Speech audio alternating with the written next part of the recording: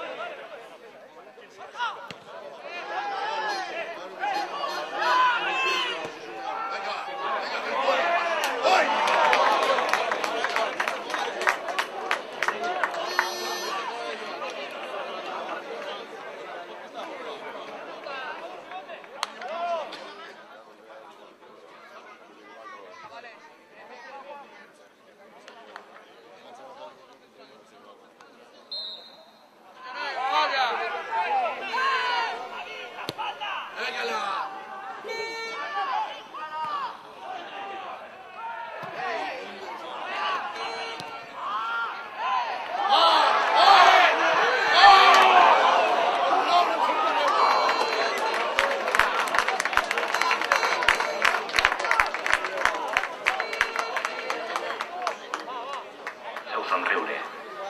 Ai, somreis, i l'Arbet podem canviar el seu...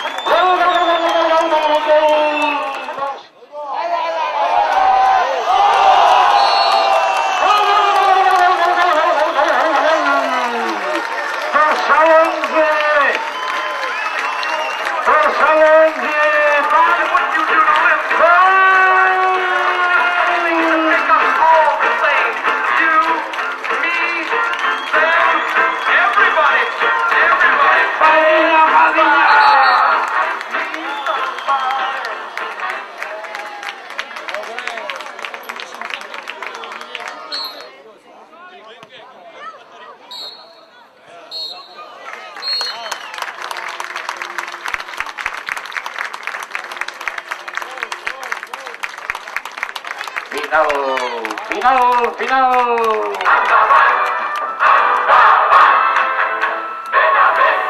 Sí, hemos afrontado el partido con mucha seriedad. Sabemos de las dificultades que conlleva este partido. La primera parte fue muy luchada. Nos hemos encontrado con un contrario que nos ha creado problemas en medio campo, jugando con calidad, con desparpajo. Hemos tenido que defender más de lo previsto. Y bueno, en la segunda parte pues hemos ido por el partido y hemos encontrado los goles y creo que ha sido un justo vencedor del partido.